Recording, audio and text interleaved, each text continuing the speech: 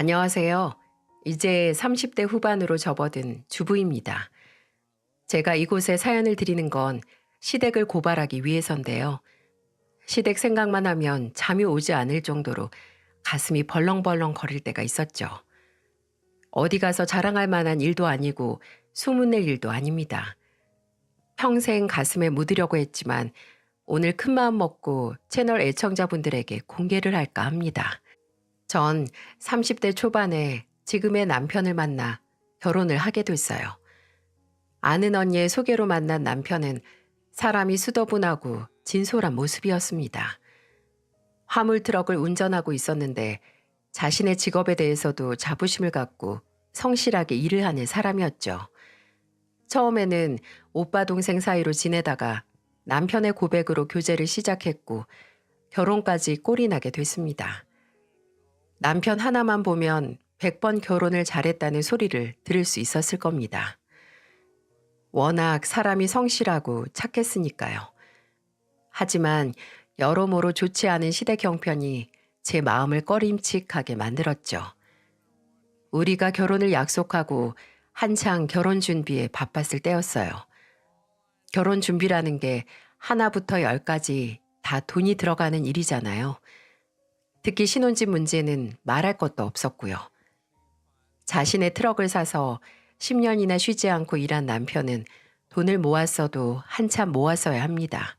하지만 남편이 제게 고백한 본인의 잔고는 실망할 수밖에 없는 수준이었어요. 4천?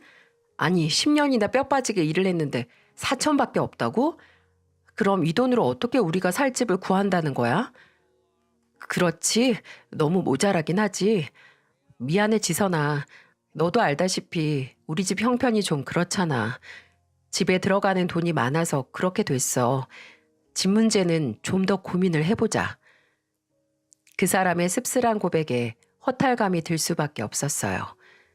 결혼이라는 것이 마음만으로 되는 건 아니잖아요. 제가 넘치는 집안에 시집을 가려는 욕심을 부리는 것도 아니었고요. 그저 한 가정을 꾸리는데 기본적인 준비는 필요한 거 아니겠어요? 하지만 남편의 사정을 이해하지 못하는 것도 아니었습니다. 남편의 집에는 남편을 포함해 시부모님과 시동생, 시누이까지 다 같이 살고 있었는데요. 그간 실질적인 가장 역할은 남편이 다 하고 있었던 모양이었어요. 그러니 10년이라는 시간 동안 화물차를 운전하며 모은 돈이 4천밖에 안 되는 거였죠. 반면 일찍이 동대문 시장에서 옷가게를 운영했던 전 모은 돈이 남편보다는 많았습니다. 사실 장사가 대박이 난 건 아니었지만 그래도 차곡차곡 모으며 제 미래를 준비했죠. 하지만 제가 모은 돈과 남편이 모은 돈을 합친다고 해도 서울의 작은 아파트 한 채를 구하기도 어려운 사정이었어요. 친정에서도 신혼집에 대한 궁금증이 있기 마련이잖아요. 부모님들이 그 부분에 대해서 넌지시 물어보는데 딱 뭐라고 말씀을 드리기가 어렵더라고요. 예비 사위의 장가 미천이 넉넉지 않다는 사실을 알게 된 친정아버지는 제게 이런 말을 하시더군요. 아빠가 모자란 부분은 더 해줄 테니까 적당한데 잘 골라봐. 사위가 번듯하게 신혼집을 해오면 좋겠다마는 능력이 안 된다는데 어쩌겠니? 그렇다고 내 딸을 고생시킬 수도 없고. 그러니까 이 아빠가 주는 결혼 선물이라고 생각하고 그렇게 해라. 아빠.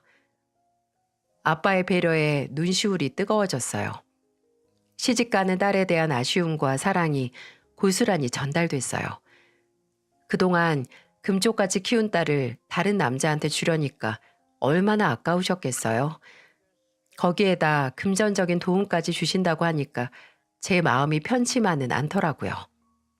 친정에서 신혼집 마련에 힘을 보태겠다고 하셨다고 말을 했더니 남편이 고개를 푹 숙이더라고요. 내가 참 면목이 없다.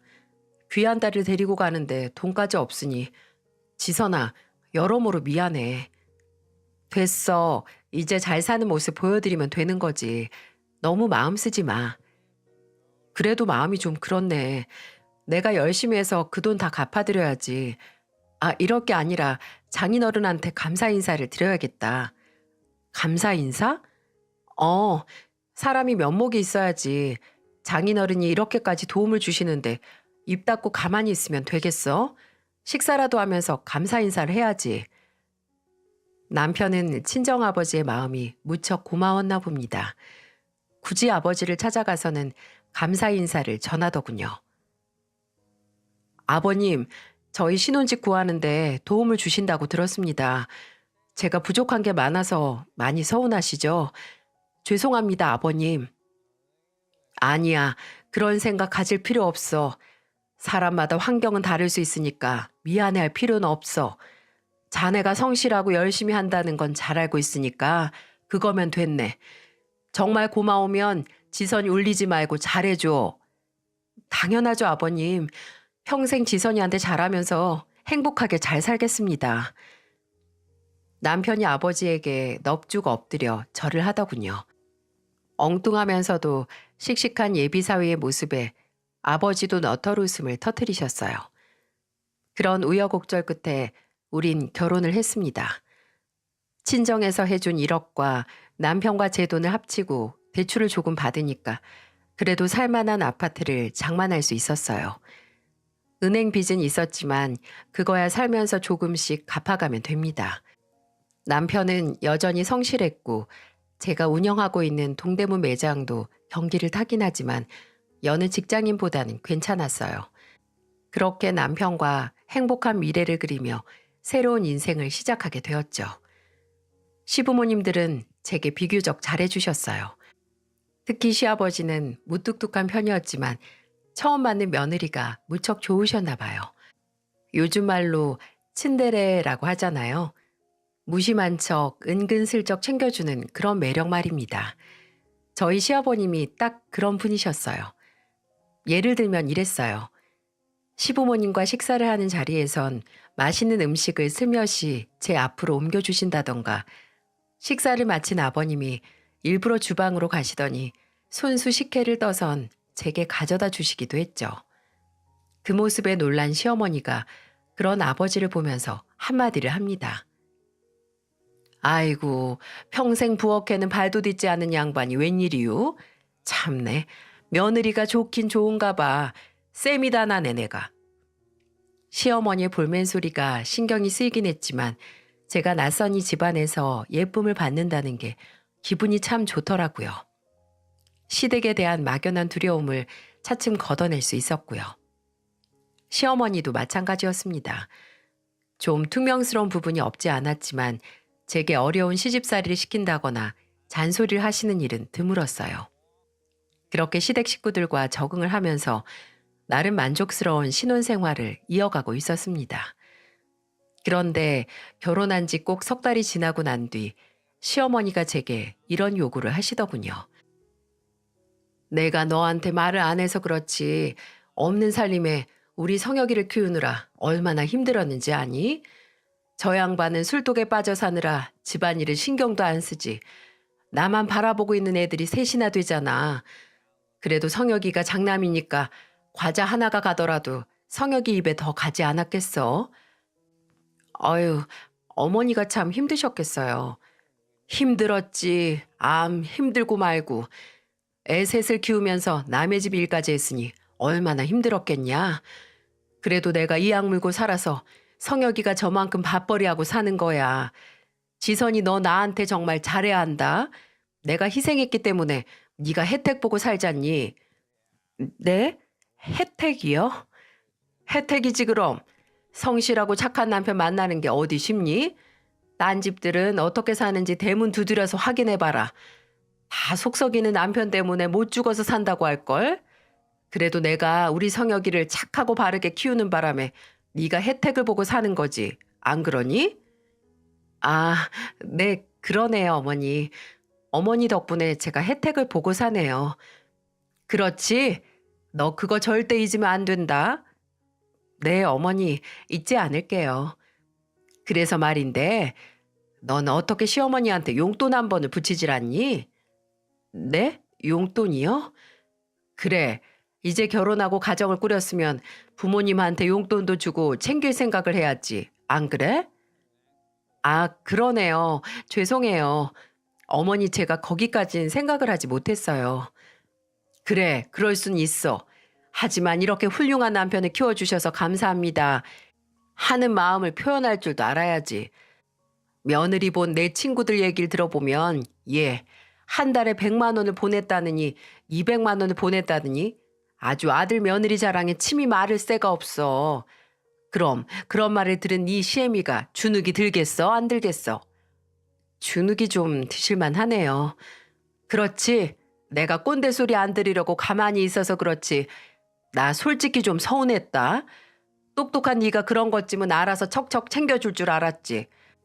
니들 결혼한 지 3개월이나 지났는데도 내가 아직 돈 10,000원 한 장 받아본 적 없잖니. 그렇지? 네. 어머니 죄송해요. 제가 성혁 씨랑 얘기해서 용돈을 좀 붙여드리는 걸로 할게요. 그래, 그렇게 좀 해라. 내가 뭐 남들처럼 1, 200 바라는 것도 아니야. 그냥 남 부끄럽지 않게 돈 30이면 충분해. 그 정도면 니들도 그렇게 부담되는 돈도 아니잖아. 니들이 새 사는 것도 아니고. 안 그래? 네, 무슨 말씀이신지 잘 알겠습니다. 제가 성혁 씨랑 잘 얘기해서 다음 달부터는 30만 원씩 용돈 보내드릴게요. 그래, 잘 생각했다.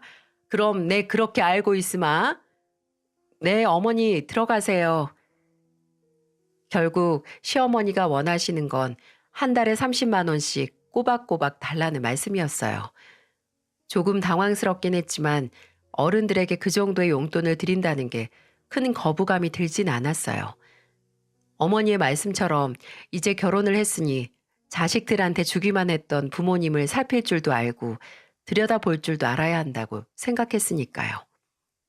전 남편에게 어머님과 이런 대화를 나누었다고 말했습니다. 그런데 남편 표정이 썩 좋지 않더군요. 엄마가 당신한테 그래? 한 달에 30만 원씩 용돈 보내달라고? 그렇다니까. 그런데 가만히 들어보니까 틀린 말씀은 아닌 것 같아. 우리가 미처 신경을 못 썼을 뿐이지. 그래서 다음 달부터는 그렇게 드리려고. 왜? 당신은 마음에 안 들어? 너무 적어서 그래? 아니, 마음에 안 들긴. 당신 부담스럽지 않으면 그렇게 하자. 그런데 용돈을 드리려면 양가 똑같이 드려야 하지 않겠어? 우리 집만 보내는 건 아니지. 당신이 장인어른한테 이제 용돈을 보내드리겠다고 말씀을 드려. 아, 그런가? 남편의 말을 듣고 보니까 또 그렇습니다. 공평하게 양가 똑같이 30만 원씩 보내드리는 게 여러모로 맞다고 생각했어요. 전 친정아버지한테 용돈을 보내드리겠다고 말씀을 드렸죠. 그런데 아버지가 단칼에 거절하시는 게 아니겠어요? 우린 됐다. 그럴 돈 있으면 니들 필요한데 보태서 써라. 마음은 고마운데 아직 자식한테 용돈 받을 정도로 능력이 없진 않아. 오서방이 힘들게 번 돈을 그렇게 써야 되겠니? 지금은 자식이 없으니까 둘이 사는데 아무 문제 없을 것 같지만 자식 하나 생기면 돈 들어갈 데가 한두 군데가 아닐 거야. 미래를 위해서라도 차곡차곡 돈을 모아야 해. 아빠 말 무슨 뜻인지 알지? 친정 아버지는 용돈은 주지 않아도 되니까 미래를 위해서 준비를 하란 당부를 하셨습니다. 저도 물론 30만 원이라는 돈이 아버지한테 그리 큰 돈은 아니라는 건 알고 있었어요. 오래전부터 사업을 하고 계신 아버지는 여태껏 남들한테 손 벌린 적 없을 정도로 잘 살고 계셨거든요. 아버지는 저희 신혼집 장만에 도움을 주신 거 말고도 제가 필요할 때마다 손을 내밀어 주셨습니다. 제가 동대문에 처음 가게를 열고 장사를 시작했을 때도 아버지의 지원으로 시작을 할 수 있었죠. 그리고 중간에 장사에 큰 어려움을 겪었을 때도 아버지는 흔쾌히 저를 도와주셨고요. 제게 아버지란 존재는 힘들 때 의지할 수 있는 버팀목 같은 분이셨어요.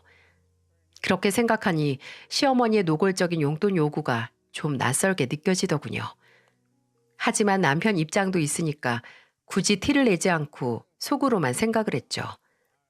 그렇게 한 달에 한 번씩 시어머니에게 용돈 30만 원을 붙였습니다. 그리 큰 돈은 아니었지만 빈말이라도 고맙다, 잘 쓸게 라는 문자 한 통 받길 바랬거든요. 그런데 시어머니한테선 그런 말씀이 전혀 없더라고요. 좀 서운하긴 했지만 그 또한 티를 낼 수가 있겠습니까? 그냥 그러려니 하고 말았죠. 그러던 어느 날이었어요. 모처럼 남편이 쉬는 날이어서 근처 카페에서 차를 한 잔 마시는 여유를 부리고 있었거든요. 그런데 테이블에 올려둔 남편의 전화가 울리더라고요. 시어머니한테서 온 전화였습니다. 전화를 받은 남편이 시어머니와 통화를 합니다.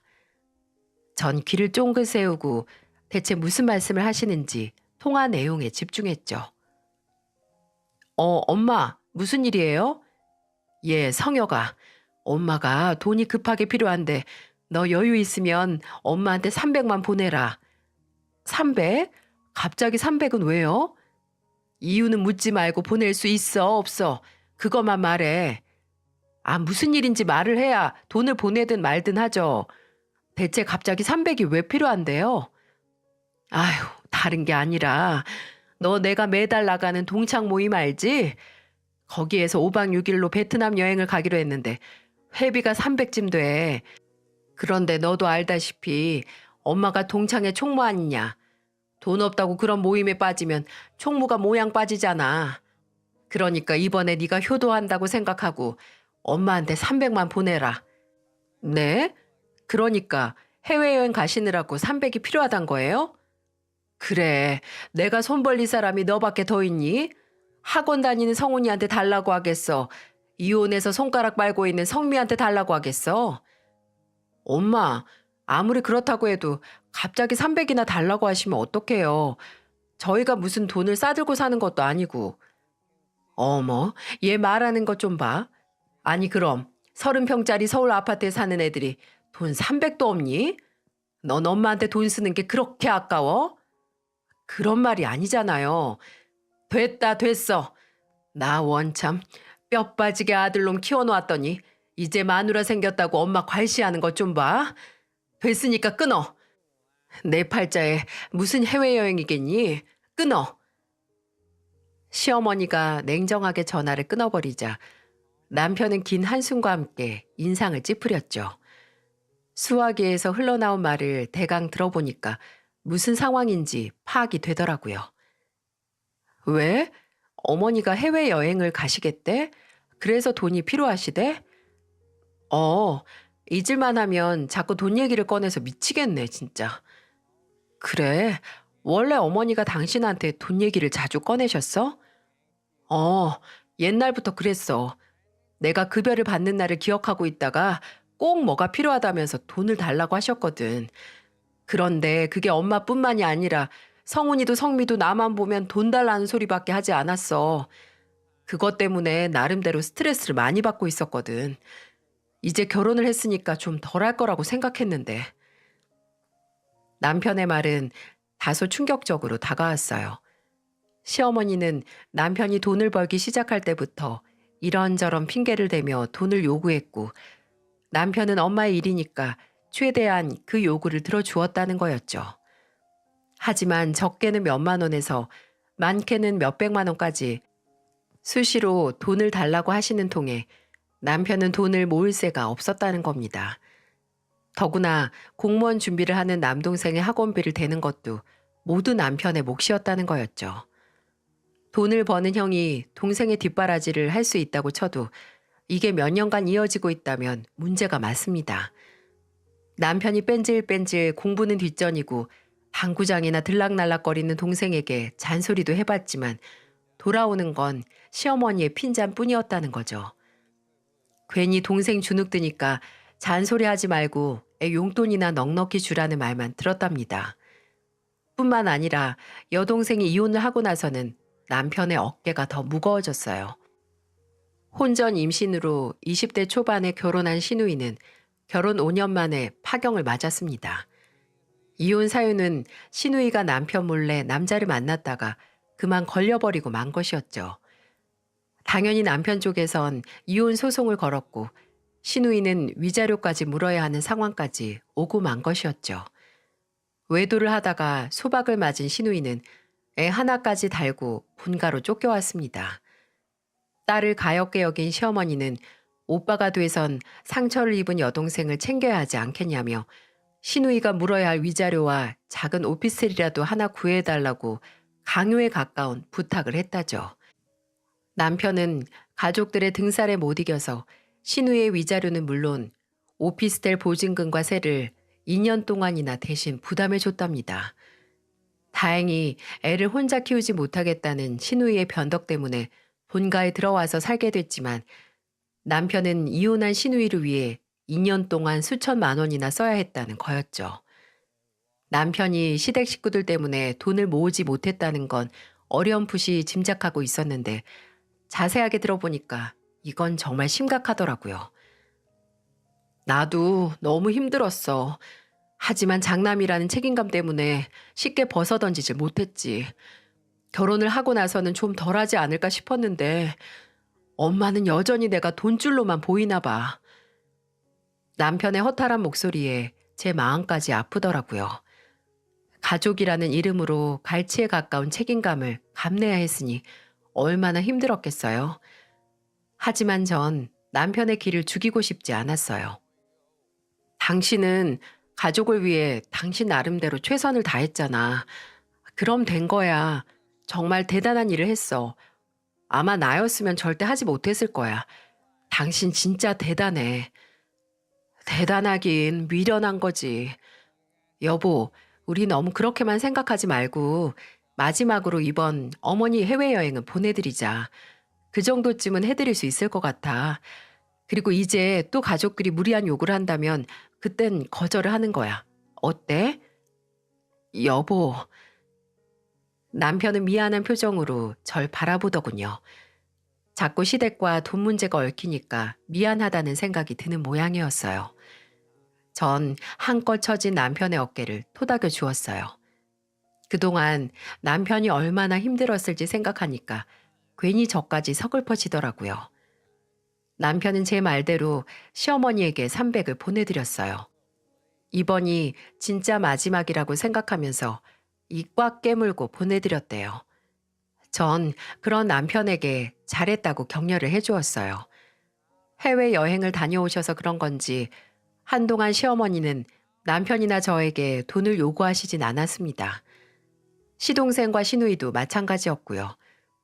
그렇게 전 이제 남편의 시련이 다 끝난 건가 싶었죠.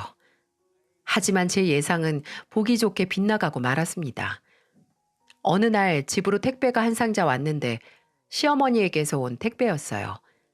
박스를 열어보니까 김장김치가 꾹꾹 담겨져 있더라고요. 어머니가 김장을 하시는 김에 저희 것까지 보내주신 줄 알고 전화를 드렸죠. 어머니, 저예요. 김치 보내셨더라고요. 힘드셨을 텐데 감사합니다. 맛있게 잘 먹겠습니다. 그래, 내가 김치 담그느라 얼마나 생고생을 했는지 아니? 아유, 말도 마라. 60포기나 하느라 그만 허리까지 다쳤지 뭐냐. 네? 허리도 다치셨다고요? 아유, 얼마나 다치셨는데요? 걷기도 힘들다니까. 지금도 찜질하고 드러누워 있어. 병원에는 가보셨어요? 갔지. 무슨 치료를 받아야 한다고 그러는데. 그런데 이게 또 보험이 안 돼서 돈이 꽤 나갈 것 같아. 아, 그래요, 어머니? 그래서 말인데 니들 나한테 1,000만 원만 해서 보내라. 전 제 귀를 의심했어요. 돈 1,000만 원 소리가 너무 쉽게 나와서 제가 잘못 들은 줄 알았죠. 김치 몇 포기에 1,000만 원이라는 게 말이 안 되는 계산이잖아요. 네? 1,000만 원이요? 지금 1,000만 원이라고 하셨어요? 그래, 다른 이유가 있어서가 아니라 네 시동생이 이제 공무원 시험 다 때려치우고 장사하고 싶다지 않니? 그런데 그놈의 자식이 미천이 있어야지. 그렇다고 아들이 먹고 살겠다는데 모른 척 할 수도 없고 여기저기 돈을 해보고는 있는데 니들도 좀 도왔으면 좋겠어. 너도 장사를 하니까 잘 알잖아. 이 장사라는 게 대박 한번 터뜨리면 또 술술 풀리는 거잖니. 그러니까 이번에 네 시동생 딱 한 번 도와주자. 이럴 때 잘 나간 형수가 시원하게 도와주면 또 우리 성혁이 면이 살지 않겠어? 어머니, 저 잘 나가지 않아요. 1,000만 원을 금방 어떻게 구해요? 뭐? 그래서 없다는 거냐? 아니, 꼭 그런 건 아닌데요. 아무래도 저 혼자 결정할 문제는 아닌 것 같아요. 니들은 꼭 돈 얘기가 나오면 어물쩡거리더라. 가족끼리 돕는 게 그렇게 싫으냐? 내가 니들 해먹이려고 허리가 부러지도록 김치 담근 건 생각도 안 해? 이런 게 가족이라는 거 내가 몸소 보여주는데도 뭐 느끼는 거 없어? 일단 어머니 말씀이 무슨 말씀인지 이해했으니까요. 성혁 씨랑 얘기해보고 연락드릴게요. 시어머니와 전화를 끊고 나니까 가슴이 왜 이렇게 뛰던지요. 남편이 받았을 중압감과 스트레스가 얼마나 심했을지 짐작이 되더라고요. 전 그런 마음을 조금 진정시킨 후에 남편에게 전화를 걸었습니다. 여보, 지금 바빠? 어? 거래처 갔다가 지금 편의점 들러서 점심 먹고 있는데 왜? 무슨 일 있어? 편의점? 아니, 왜 점심을 편의점에서 먹어? 근처 식당 없어? 식당이야 있지. 그런데 바쁜 화물이 있어서 빨리 먹고 출발해야 돼. 그래서 김밥으로 대충 때우고 있는 거야. 편의점에서 점심을 때우고 있다는 남편 말에 괜스레 콧날이 시큰해졌어요. 남편은 이렇게 고생고생 돈을 버는데 돈 달라는 소리가 쉽게 나오는 시어머니가 참 야속하더라고요. 어머니가 김장김치를 보내셨길래 감사하다고 전화를 드렸는데 어머니가 1,000만 원을 보내래. 도련님 공무원 때려치우고 장사하신다고 돈을 좀 보태라고 하시네. 뭐? 엄마가 또 돈을? 하도 역정을 내셔서 일단 내가 당신이랑 의논해 본다고 했거든. 어쩌지? 아, 엄마 참 너무하네. 도대체 나한테 언제까지 이러시려는지. 일단 당신은 가만히 있어. 내가 엄마랑 통화할 테니까. 남편은 다소 격앙된 목소리로 전화를 끊었습니다. 그리고 30분쯤 흐른 뒤 다시 남편에게서 전화가 걸려오더군요. 내가 엄마한테 말했으니까 1,000만 원은 못 들은 걸로 해. 여보, 자꾸 이런 걸로 신경 쓰게 해서 미안하다. 어머니한테 당신이 뭐라고 그랬는데? 뭐라고 하긴 왜 자꾸 우리한테 돈을 요구하냐고 막 뭐라고 했지. 진짜? 어머니랑 싸웠어? 어머니가 뭐라고 안 하셔? 엄마도 엄청 화내지. 그깟 1,000만 원 때문에 부모 자식 간에 인연 끊고 살 거냐면서 말도 안 되는 말을 하는 거지 뭐. 그래서 이제 더 이상 나한테 돈 달라고 하지 말라고 했어. 내가 무슨 물주냐고 언제까지 이럴 거냐고 단단히 말씀드렸어. 그러니까 이제 그런 말씀 하지 않으실 거야. 당신도 이제 신경 쓰지 마. 남편도 화가 단단히 난 모양이었어요. 어머니한테 그 정도까지 말을 했다는 건 그간 쌓여있던 감정이 폭발했다는 것과 다름없었어요. 평소 차분하고 선한 남편이 그랬다는 건 한계에 도달했다는 겁니다. 전 그런 남편에게 난 괜찮으니까 마음 잘 추스르고 운전 조심하라고 당부를 했어요. 장거리를 운전하는 남편이 괜히 다른 데 정신이 팔려서는 안 되니까요. 그런데 말입니다. 남편과 통화가 끝나자마자 곧바로 시어머니한테 전화가 걸려오는 게 아니겠어요? 순간 전화를 받아야 하나 말아야 하나 고민이 되더라고요. 하지만 제가 딱히 잘못한 게 없는데 전화를 받지 못할 이유도 없었죠. 전 시어머니의 연락을 받았습니다. 그러자 다짜고짜 시어머니가 날카로운 음성으로 쏘아 붙이는 겁니다. 예, 네가 성혁이한테 그랬니? 나 돈 해주지 말라고? 어? 네가 그랬지? 네? 아니요, 어머니. 제가 그렇게 말했던 건 아닌데요. 그럼 네가 나한테 돈을 해주라고 했는데 성혁이가 저렇게 난리를 쳤단 말이니? 아니요, 돈을 해드리라고도 하지 않았어요. 저희는요, 어머니, 부모님을 도와드리는 것도 능력에 맞게 해드리는 게 맞다고 생각해요. 성혁 씨도 저와 같은 생각이고요. 그래서 앞으로는 너무 무리한 부탁을 자제해 주세요, 어머니. 저희도 가정 꾸리고 살잖아요. 뭐라고? 아니, 애도 안 키우고 대출 이자도 안 나가는 이들이 돈이 얼마나 나간다고 엄살이야? 성혁이도 벌 만큼 벌고 너도 장사하면서 꽤 벌잖아. 니들은 돈 쌓아놓고 어디에다 쓰려고 부모한테 그렇게 생색을 내니? 겨우 돈청 가지고 부들부들 떨고 그러는 거 아니다. 다른 데도 아니고 시동생이 좀 먹고 살겠다고 그러는 건데 니들 진짜 너무하는 거 아니냐? 어머니, 저희 돈 쉽게 버는 거 아니에요. 그리고 저희가 언제까지 시동생 시누이 챙겨야 하는데요. 그동안 성혁 씨가 많이 챙겼다면서요. 이제는 결혼도 했고 가정도 꾸렸으니까 그런 건 좀 그만해도 되지 않을까요? 이제 성혁 씨가 했던 이런저런 지원 다 끊기로 합의했으니까 그렇게 아세요. 계속 이럴 거면 차라리 어디에다 기부를 하는 게 낫겠어요. 뭐라고? 너 지금 나한테 대드는 거냐? 오, 이제 보니까 성혁이가 저러는 게 다 너 때문이구나. 네가 뒤에서 조종하고 그러니까 그 착한 성혁이가 난리를 피우는 게지. 아유, 집안에 여시 한 마리가 들어와서 부모 자식 사이 다 갈라놔 버렸네.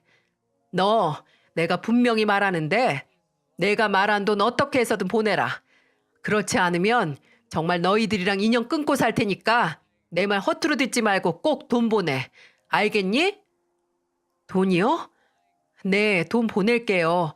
1,000만 원 말고 10,000원 보낼 거예요.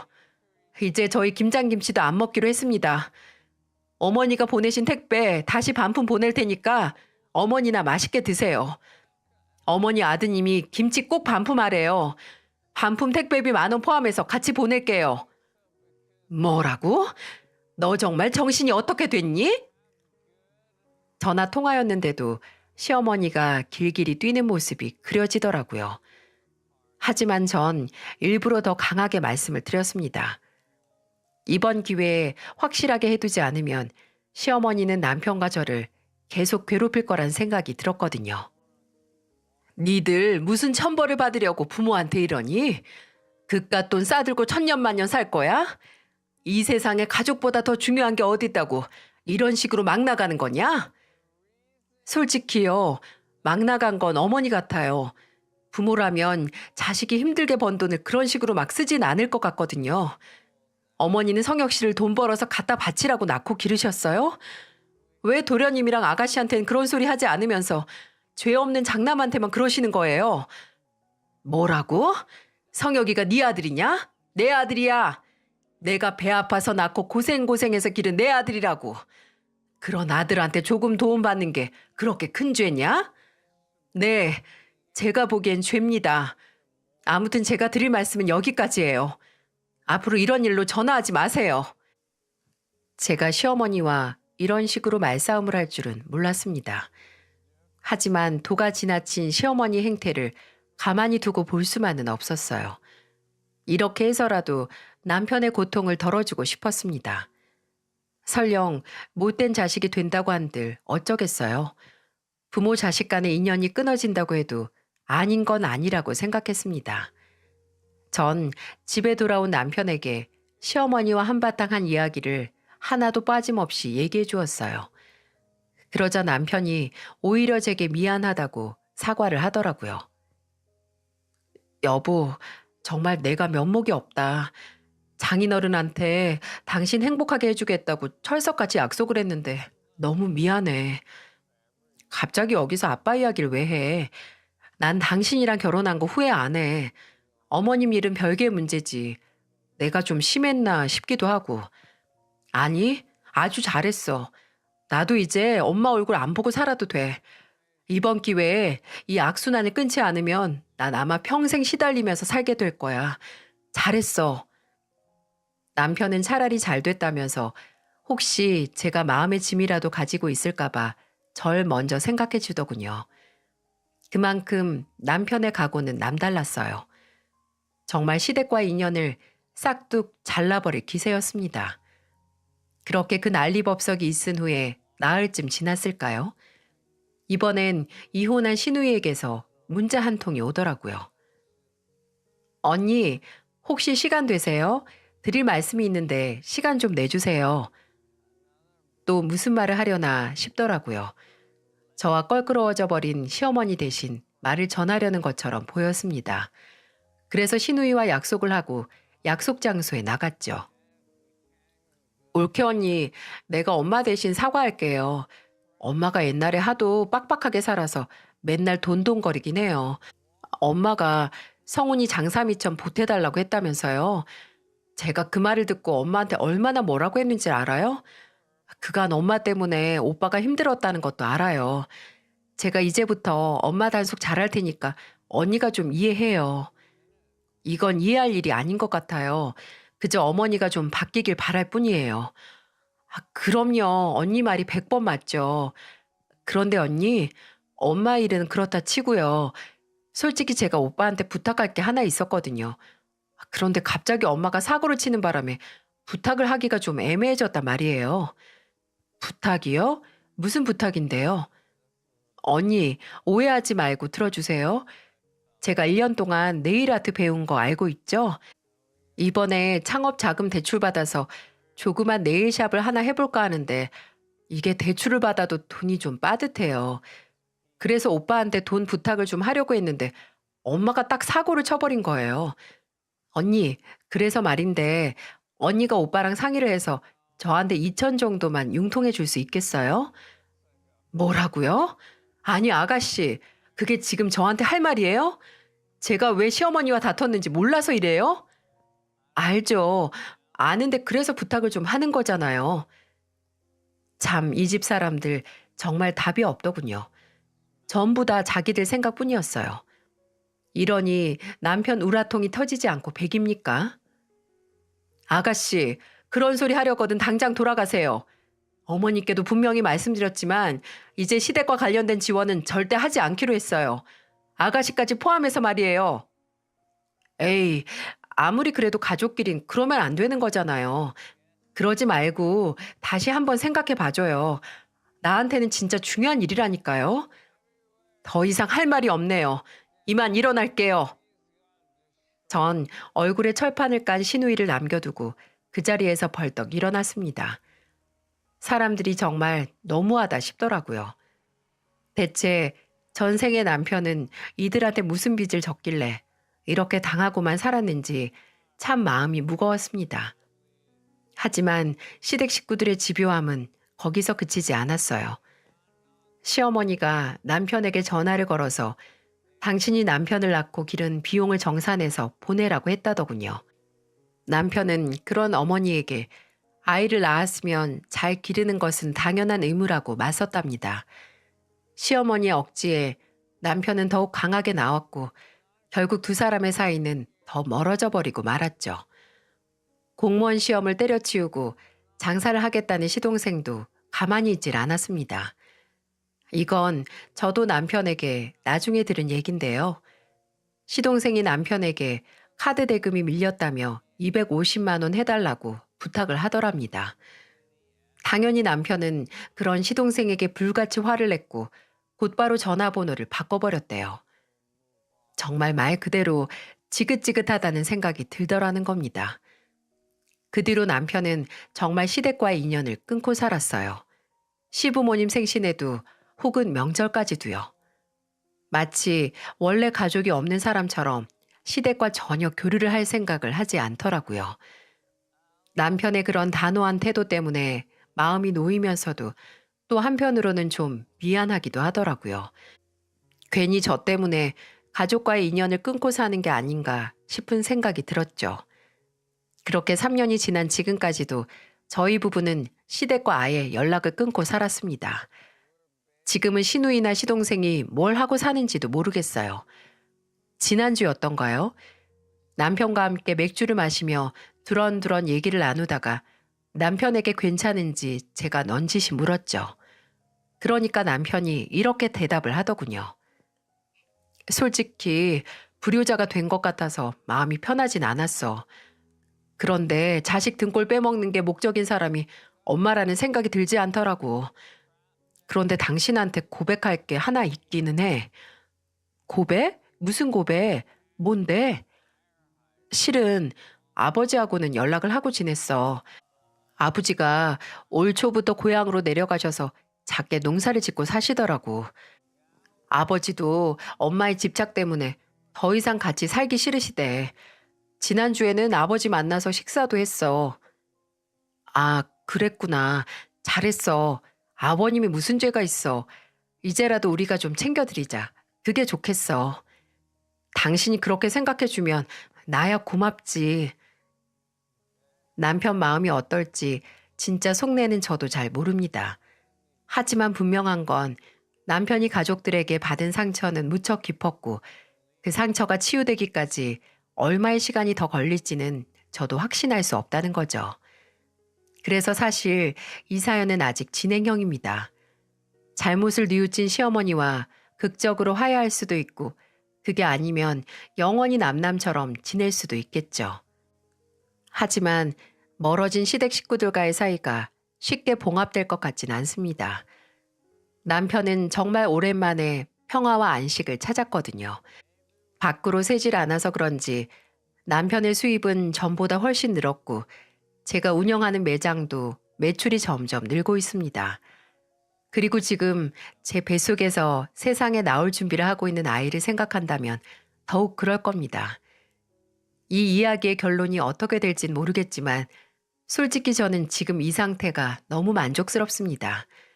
행복이라는 게 바로 이런 거구나 하고 요즘 절실히 느끼고 있으니까요. 이젠 시골에서 홀로 쓸쓸히 계신 시아버지를 챙기면서 못다한 아쉬움을 씻어볼 생각입니다. 그리고 나머지 시댁 식구들이 개과천선을 하지 않는 이상 이 상황은 지금처럼 유지될 것 같다는 생각도 들고요. 혹시라도 극적인 변화가 생긴다면 제일 먼저 여러분들에게 공개를 하겠습니다. 이쯤에서 마무리를 하려고 합니다. 제 사연이 어떠셨는지 궁금하네요. 제가 좀 심했던 건지 아니면 잘한 건지 많은 분들의 의견이 듣고 싶습니다. 여러분이 남겨주시는 댓글을 기다리고 있겠습니다. 함께 해주셔서 감사합니다.